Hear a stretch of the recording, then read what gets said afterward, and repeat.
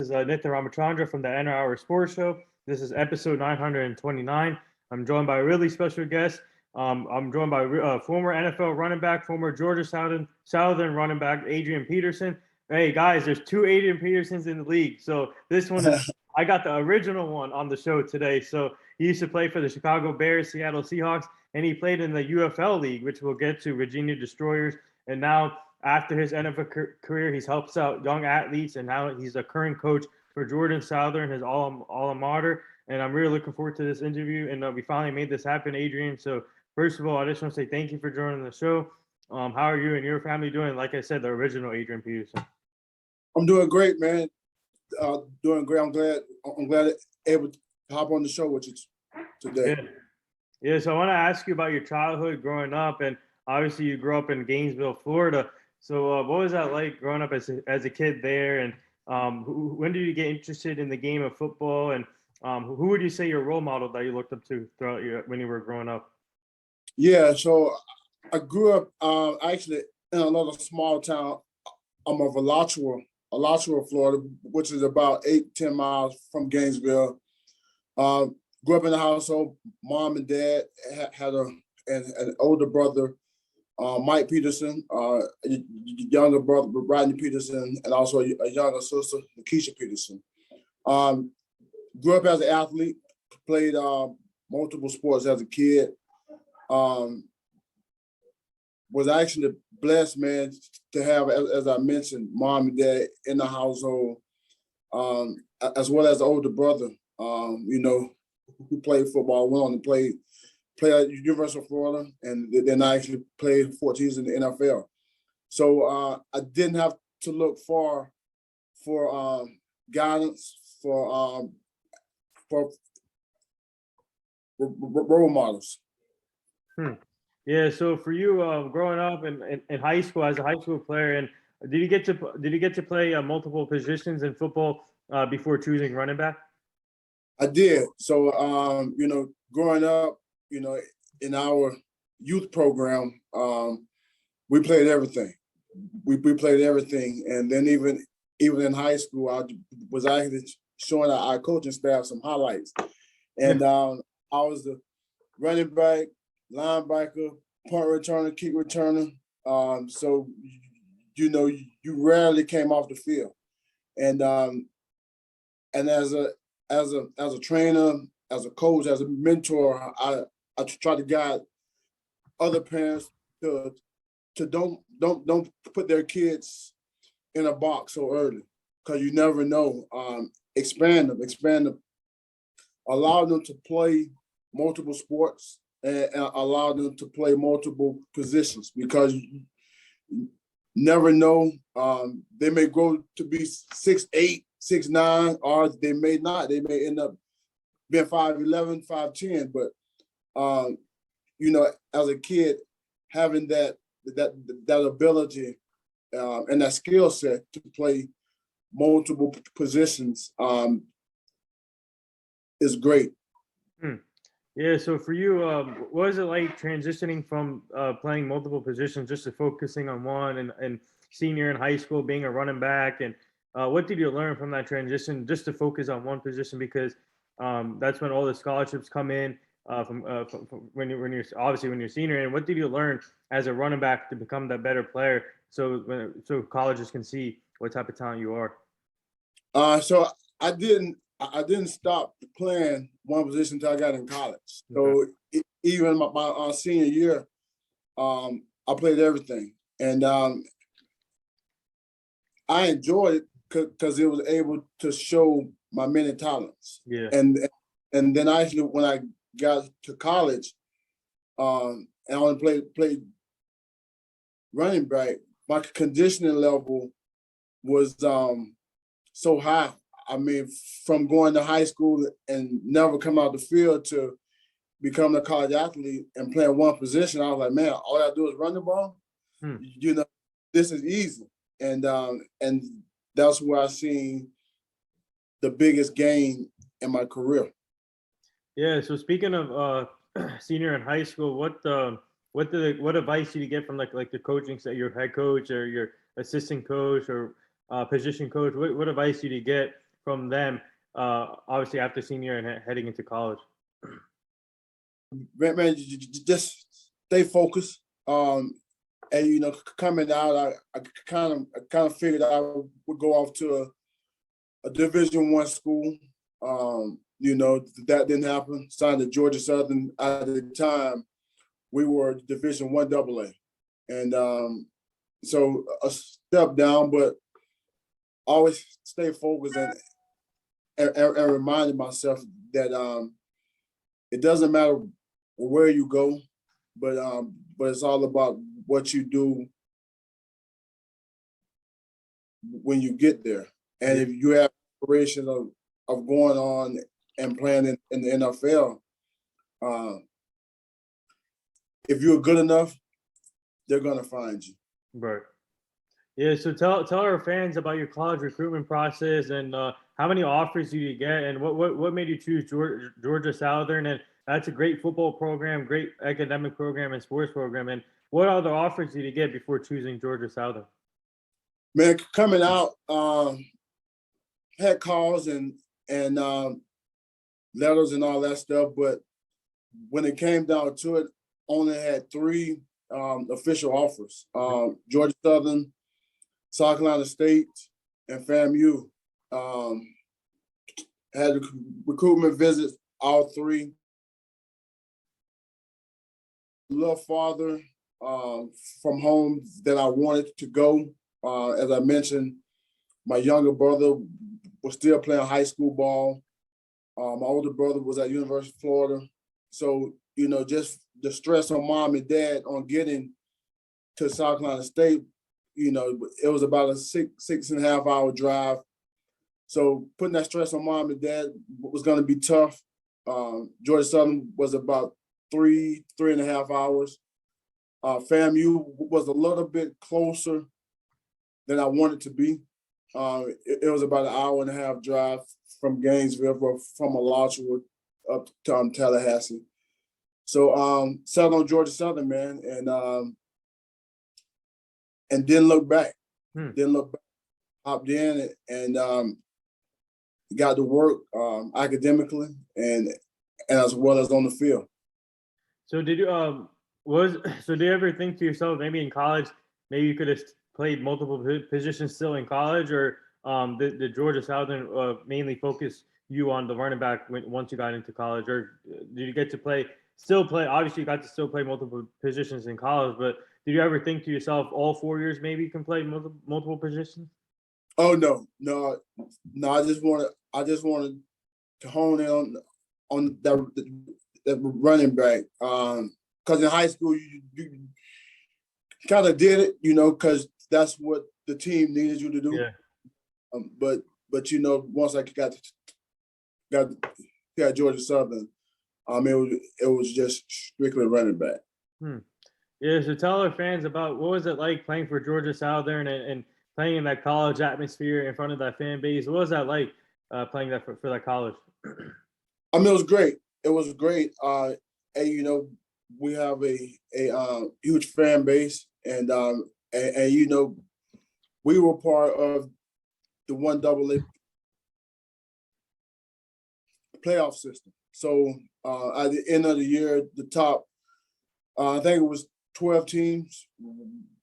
We all in it, and being able to win it in '99 and 2000, it was a great experience. Yeah. So what was it like, the fan base like in Georgia Southern, and what kind of intensity did they bring for you guys? Oh, it's a great crowd. It's a great crowd. And Statesboro, as far as for Georgia Southern, man, it's a university that takes pride in their sports. And I think throughout my college career, I think I only lost 1 home game. Oh, wow. So, you can imagine how the atmosphere and the expectation was. So what would you say your best experience, best moment of your college career was in your career in college? What would you say your best moment was? Best moment, man, was probably '99. when we won a national title for Division I AA. And the reason I mention that is because in '98 we got to the championship game and lost, and you know, we didn't allow that to affect us how we prepared and took the field in '99, and I just add another one, and another special moment was in 2000 when we went back to back. So you know, from '98 losing it to '99 winning it, and not getting satisfied, and coming back and taking that same momentum, that same process, that same mindset, and doing it in 2000 and winning it again. Yeah, so now tell our fans after your college, obviously tell our fans about the draft experience. What was that like for you? And take us through the combine process. And did you get invited to the green room or? Yeah, so I played in I actually got the opportunity in the for the Senior Bowl. Okay. And that was great, you know, because you out there and you kind of get to see some of the guys that get the limelight on Saturdays and realize that, man, you know, some of these guys aren't as good as advertised, and it's great because you can kind of measure your skill set, and then going on in the draft, you know, going into the draft, you kind of figure I was going to be a second, maybe third round draft pick. That didn't happen. Ended up being a 6th round draft pick, but being able to spend 8 years in the NFL. So you know, again, man, as I mentioned early on, it's not necessarily where you get drafted, but what do you do when you get there? Yeah, so speaking of the draft, obviously you got drafted in '02, round 6, pick 199 by the Chicago Bears, a historic franchise in the NFL. So what was it like once you got the draft call from them and when everything was finalized and you got drafted by the Bears and the feeling from your family, you made your family proud, you got to your goal, which is the NFL. So what was that feeling like once they drafted you? It was a great feeling. It was a great feeling. One, as you mentioned, just being drafted by the Chicago Bears. You know, my first year of youth football, my jersey number was number 34, and part of choosing that jersey number was Walter Payton. So you know, and then my sophomore year in college, I actually won the Walter Payton Award, and then been drafted, you know, by the team that you know, he played for. It was great excitement, and just as a personal note, man, that all of the decisions I have made, you know, to help me put myself in position to get drafted, came true because, you know, I tell my student athletes now, you know, the draft isn't guaranteed. It doesn't really matter how good you are. It's what NFL teams are looking for. And all you can do, man, is put yourself in position to, if the opportunity presents itself, you're going to be what they're looking for. So a lot of things going in my mind, man, you know, mom and dad for the commitment that they did, you know, from youth football, youth basketball, being coaches, being team mom, taking us to football games, early morning, late nights, recruiting trips, you know, all that they did their part. I did my part, and had the opportunity to get drafted. Yeah, so now heading to camp as a rookie in Chicago Bears and seeing all the history and shoulder field and the players you play with. Obviously, I had your former teammate Terrence Metcalf. You got to play with him, and the Bears are always known for their defense. You guys had a great defense. I actually had Lance Briggs and Brian Urlacher on the show too last year, and it was an honor talking to them. And so once you walk in as a rookie there, what was it like just to be part of history for like 7 years basically of your career in Chicago? Yeah, man, it was great. It was great, and you know, just understanding that there's an expectation, and you know, you have to uphold that. So, you know, whether that means coming in early, staying late, extra film study, you know, because they expect us to win, and it's nothing new.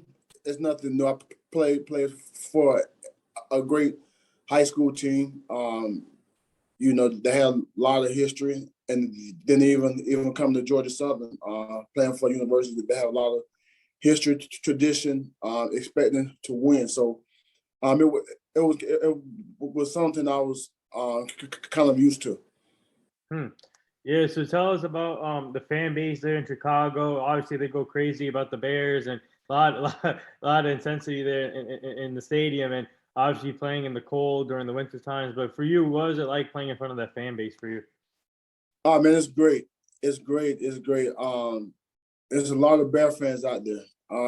Even now, as I move around here in Georgia, you know, whether it's in South Carolina, back in Illinois, there's a lot of Bear fans out there. There's a lot of and you know, again, I mentioned it, man. They take pride in their sports, Yeah. And as a player, as a competitor, man, that's what you want. You want to play for a franchise, for a city that takes pride in their sports, because you know, when you see them out there, as you mentioned, in the cold weather and out there cheering you on, man, you know, you have to respect that. But coming from growing up in Florida and then playing my college ball in Georgia, um, that Chicago weather Yeah. took a little toll on getting used to it. So, you know, I always take the mindset of mind over matter. Yeah. If you don't mind being out there in the cold weather, then it doesn't matter. It doesn't matter. So you have a job to do, and you're gonna be out there for about 2.5 hours. You know, you got to deal with it, and let's go get it. Yeah. So speaking of that cold weather, how long did it take for you to adjust from being from Florida, and then coming to Chicago? And obviously, like you said, it doesn't matter. You just have to keep working hard and trying to make the team. But for you, how long? What was like the adjustment period for you? Yeah, I don't ever think I ever got I got used to it, man. I just dealt with it. Yeah, I just dealt with it. I just dealt with it, man. Because it's, as I said, man, it's cold. But if you understand that you know, for the next 3 hours, you know, on game day that that's gonna be cold. So you just have a job to do, man, and you just focus in on your assignments, and you'll make it through. Yeah, so obviously, I want to go back real quick to for you winning two NCAA division champions. So coming in, obviously Chicago has high expectations to win every year, and for you yourself being already a champion in college, what was it like just to bring that winning mentality already to a team that has winning players? Yeah, and you know, that's huge. That's huge, and just to go back a little bit more, I actually won state title in high school also. Hmm. So and you know, that's what it takes to build winning programs is guys that's familiar with winning, understanding what it takes to win, and just having the willingness. Whether it's, you know, in high school I was a quote unquote superstar. In college, you know, I was a superstar, but when I got to the Bears, kind of became a role player, and understood, you know, if this is what it's going to take for us to win, then all hands on deck, and we were able to do that in the 2006 2007, making it all the way in the Super Bowl. So having guys on your team who are, you know, can take a back seat for the better of the organization and helping them win. Yeah. So speaking of, obviously you guys have played behind Jim Miller as a quarterback. Was it like playing behind Jim Miller and him handing off him giving you the ball, and then obviously he's a great player too. So what was it like being his teammate, Jim Miller? I was a young guy then, man. So I was just out there, But that year, man, struggled a little bit. Had a lot of guys hurt, and actually they were redoing Soldier Field. So that year we played most of our games down at U of I. So it was a long season, but learned a lot. I learned a lot in that year there. Yeah. So obviously, I want to ask you about another teammate of yours, Devin Hester, one of the best kick returners in the game, and obviously the best. The best.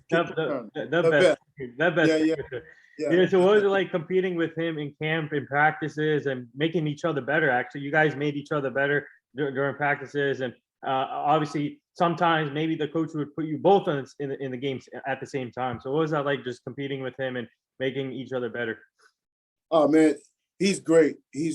And as you mentioned, I was the off guy, and he trusted us just as much as we trusted him. So if we did miss a block, our thing was to go upfield. If we miss it, let him go, because Hess probably gonna make him miss anyway. So you go and find somebody else. So in that respect, we trust him to make a guy miss, and he trusts us to no matter where they kicked it at, you return it. So if he was 7 yards deep, trusting us that we were going to still hold our block and give him an opportunity. So it goes hand in hand, and as everyone saw, man, that 06 season did some amazing things. Yeah, so even though you guys didn't win the Super Bowl, I just want to ask you, what was it like just being in the Super Bowl game, competing, and obviously you guys came up short, but obviously just working hard that season and overcoming a lot of obstacles just to get there? It was great. I can remember as a kid, when mom and dad may have a little Super Bowl party. You're 7 and 8. You're in the kitchen and the kickoff is about to happen. You were running through the house to grab your little spot on the floor. Yeah. And just being out there and opening the kickoff and just having that quick remembrance of, man, it's a kid somewhere trying to squeeze on the floor and get a spot. So it was a great experience, man, because just being involved in that game. 2 historic moments. Of course, 2 African American head coaches. Tony Dungy, Lovie Smith, and then also Hester taking the opening return back. So, just being a part of history is a great thing. Yeah. Speaking of Coach Lovie Smith, obviously coaching college too. He's a great head coach, and I feel like he needs another chance in the league or something. Someone needs to give him another chance, in my opinion. So what was it like playing underneath Coach Lovie Smith, and what did he bring to you guys? He was a great guy, humble guy, man. Didn't get overly excited and didn't get overly mad. But if he told you something, he wasn't gonna keep repeating it. If you couldn't get it done, then he was gonna find somebody else. And as a coach, as a player, that's what you wanted. Treated everyone as a man, and trusted us. But if you didn't get it done, he was gonna bring somebody else in. Simple as that. Yeah, so obviously, NFL is a business.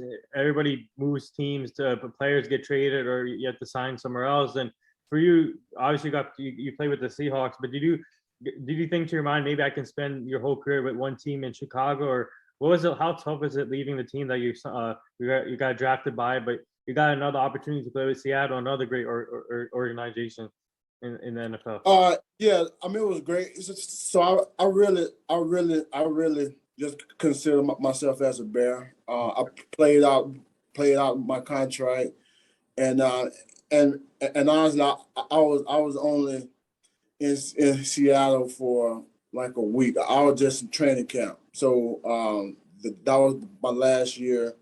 So you know, I was only in camp for maybe 8 to 10 days. Couple guys got hurt. They brought me in, and then the kicker got hurt. So as the business, you're the last one to sign. So probably you're gonna get cut, and I understood that. So I still look at it as my whole NFL career as a Bear.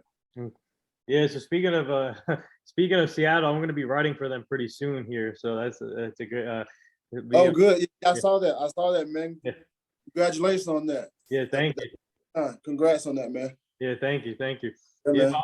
Yeah, but I want to ask you about the UFL league. So tell our fans about that league if they don't know about it. And obviously, you played for the Virginia Destroyers, and you won the championship there also. So, what was that experience like winning the championship in a different league?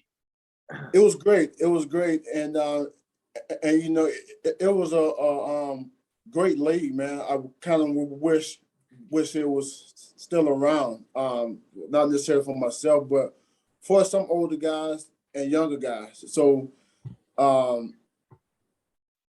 it was a great way for older guys like myself to stay game ready. So you didn't have, if I'm just say the Chicago Bears, they called back and said, "Hey, AP, man, we're thinking about bringing you back in. Have you been working out? Are you in shape?"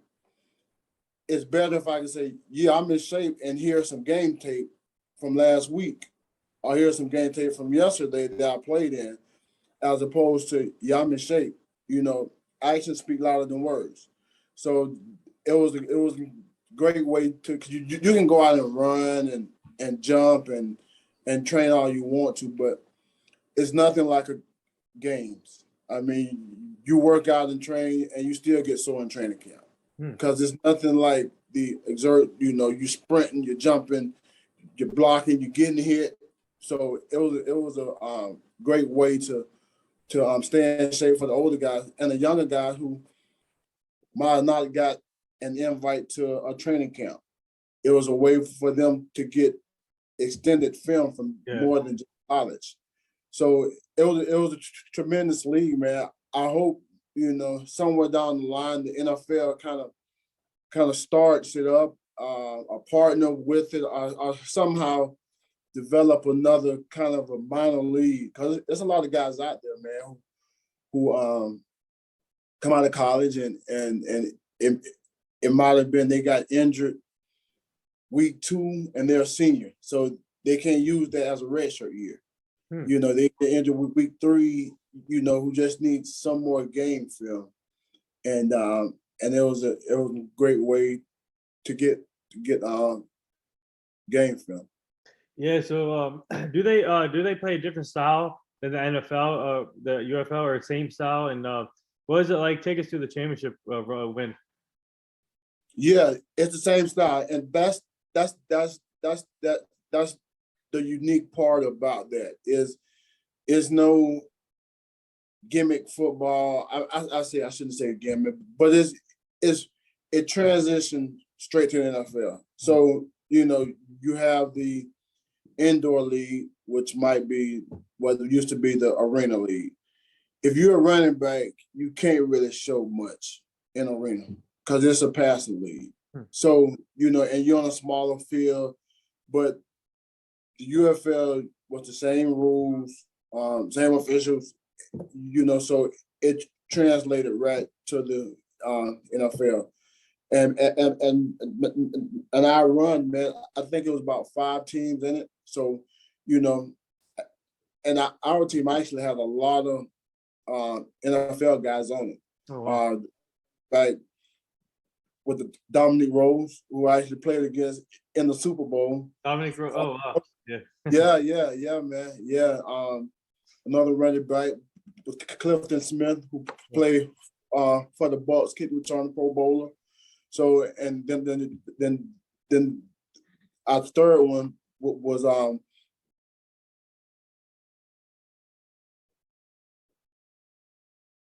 Rodnell Sheldon, who was a young guy who came out in the mix of the lockout. Oh, wow. So again, didn't get to get into a camp because of the lockout, but was able to get some game film. So, you know, our RB group were NFL guys. So as again, man, it was a great league. Dominic Rose, man, that's what a career. He was a great football player, and that's another forgotten name no one knows about. Rose, that's my guy. The one thing for me, I keep the names still because the players I watch a lot, people don't realize some of the players like yourself or Dominic Rose, what they did in the NFL, and some people forget about those names. So yeah, and that's what's great about it. And if you're a sports fan, you know, real sports fans, they remember everybody, and that's all that matters. You know, if you just in the season guy, you know, which is great, but it's always good, you know, if you're in myself personally, I'm in the airport and a guy say, man, I'm a huge fan, you know that they're a true fan because I didn't get as much limelight in the NFL, but they still kind of know who you are. Yeah. So now looking back at your career, obviously you got to play at Georgia Southern and get to your goal with the NFL, play with the Chicago Bears, won 2-time NBA, won the state title in high school, won the two championships in college, won the UFL champion, Walter Payton Award. Also, you got your number retired at Georgia Southern, number 3. So how grateful are you to be in this position right now, to have all those accolades, the awards, especially the Walter Payton Award? That I'm sure that means a lot to you.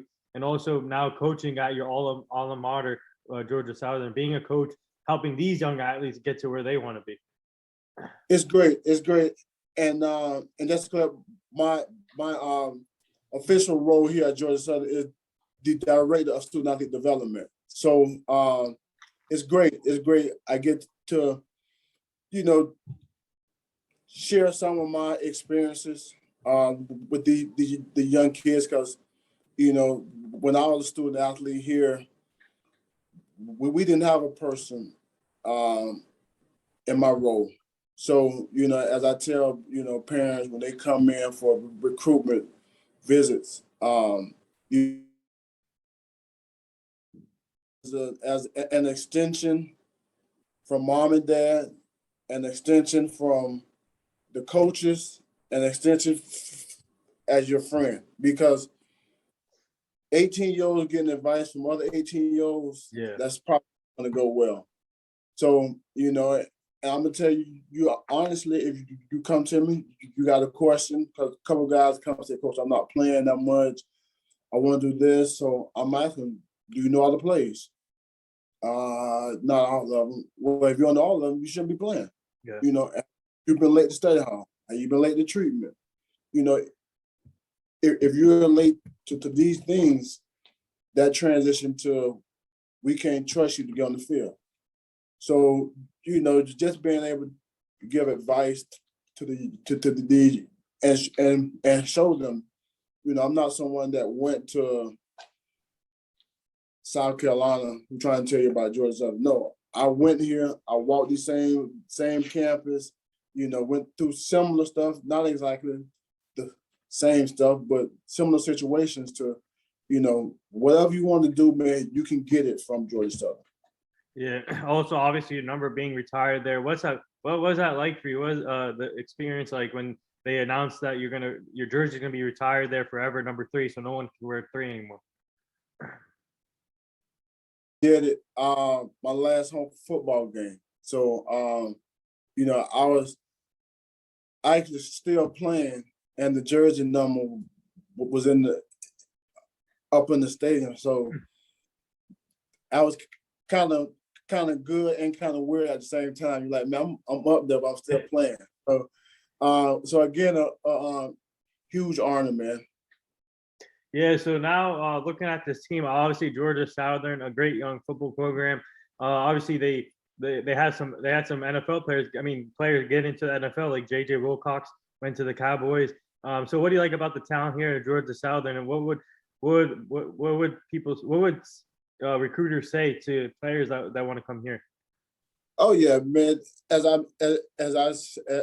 said always, man. You know, if you can play, they're gonna find you. If you can play, and even high school kids that go to a single A school that may have 600 students in the entire school. If you're a ball player, college is gonna find you. And you know, you go to college. If it's a Division I school, 1AA, Division II, Division III, if you're good enough, they're gonna find you. Now, when they find you, what are you gonna do?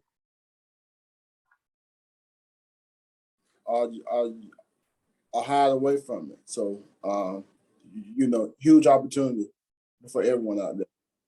Yeah, so tell our fans when you won the Walter Payton Award 1999. Obviously, you mentioned him earlier during the show that you looked up to him, and obviously a great player. So what was it like winning the award after his name? It was huge honor. As I mentioned, you know, my jersey number was number 34. Yeah. And it was part of Walter Payton, Herschel Walker, and Yep. Bo Jack. But all three of them wore number 34. And I just tried to add a little bit of their game into mine. And it worked. It worked. It worked. Yeah, so tell our fans about your experience. So obviously, I want to ask you about your experience at the winning the obviously after winning the Walter Payton Award, you got all these accolades, but now just sharing your story. What's it like sharing your stories to these athletes now that you develop or watch or recruit? So what's it like just sharing your story to them specifically? It's cool. It's cool. I don't try to force it on them. Like, this is what I did. This is how it should be. This is, you know, if when they come to me and they ask a question, I calm and tell them, now this is what I would do. Yeah. Or this is what I did. And I'm just giving you an example. A couple guys, you know, everybody come in and expect to play as a true freshman. I redshirted, but I took that as an opportunity to get better on the field and also academically. So, you know, guys, they could give a red shot and I can call them and tell them, hey, this is what I did. I went over on the scout team and I was scout team player of the year. Then I went to Southern Conference player of the year, Walter Payton Award winner, and then preseason Heisman Trophy ballot. So just because you're on scout team doesn't mean your season is over with. No, this is your opportunity to get bigger, stronger, faster, smarter, and get ahead academically. Yeah, so now tell our fans about the first time that you met the other Adrian Peterson, and when you got connected with him, and did you give him any like advice when he came into the league? No, man, he was already rolling. He was already you know, playing at a high level. So Yeah. it was just quick heads up. What's up, man? You know, but and kept it moving. But he was already playing on the high level, man. So he he came in ready. He came ready to roll. Yeah. How crazy is it that we have two Adrian Peterson, former NFL? I mean, I think he's still trying to play, but how crazy is it that we have two Adrian Petersons in the NFL right now? Yeah. The same position, Yeah. same division, with the Vikings, with the Bears, and almost same number. He was 28, I was 29. Mm-hmm. So That's good. yeah. So that's a little crazy, but he's doing great, man. Great career from him. Yeah. So if the right okay. Oh, all right. Yeah. So if the right opportunity comes like for you, would you consider being a coach in the NFL?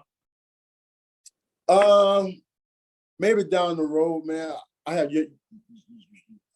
young kids, so my son is a middle school player, and my girls are still in elementary. So I enjoy being able to go to their practices, go to their games, train them. So if it came about, of course, you would always entertain it and kind of as you do, run everything through your family, because family is very important to me. So I wouldn't want to miss out on their achievements just for my success, if that makes sense. Yeah. So before we get to the last two things, real quick, I'm a big Dallas Cowboy fan, and what are your thoughts on Zeke Elliott? He's getting there. He's doing well. They having a great season now, but I'm a Bear fan, so I watch the Cowboys a little bit. Yeah. So I'll see. Thoughts on Justin Fields so far? He's young, man. He's a rookie, and as if you look back in history, man, there hasn't been, I don't think, a rookie quarterback that came in and just took the lead by storm. So every rookie quarterback came in and struggled. I think Payton, his rookie, I think he might have led the league in picks. So I mean, it's early, man. It's early. Yeah. So the last two things here. Our team is part of this foundation. It's called the Hugh Jackson Foundation. He's a former NFL coach. He's now the offensive coordinator at Tennessee State with Eddie George, and we're trying to help. We're trying to help him prevent human trafficking, making sure the community stays safe and the kids stay safe. So we'll send you the foundation so you can check it out. Okay, appreciate that, man. Yeah. And the last thing here, would you like to say anything to all the nurses, doctors, and all the essential workers right now? Oh yeah, man. We are it's great for their commitment, and their sacrifice for just keeping everyone healthy, everyone safe, because we're at a crazy time right now, and I believe it has woken everybody up, because we have taken a lot of things for granted, and it's not good, but it's slowing people down is a good thing sometimes, to realize that how fortunate, how blessed that we really are, from freedom of speech, to moving around, without masks, hugging each other, shaking each other's hands, things that I took for granted. I never thought I would have to, elbow dap somebody. Things that we take for granted, man. And so, huge thanks to nurses, doctors, and even all of the medical workers, man, from mental health, because it's people out there struggling now. So everyone, man, that's just helping us smile each day. huge thanks and much blessings. Yeah, well said. And there it is. That wraps up episode 929 with former Georgia Southern Chicago Bear running back Adrian Peterson. He won 2 titles in college and a state title in high school and the UFL champion in a different league with the Virginia Destroyers. He's now the director of student athlete developmental group with the Georgia Southern University's alma mater. And I just want to say thank you for joining the show, Adrian. Also, he won the Walter Payton Award. That's the most important award in the NFL. But thank you again for coming on. We would like to have you back on the show at some point down the line so you can meet the full team. But keep up the great work, and thank you again. Thank you for having me, man. Enjoyed it. Yeah, thank you. All right, man.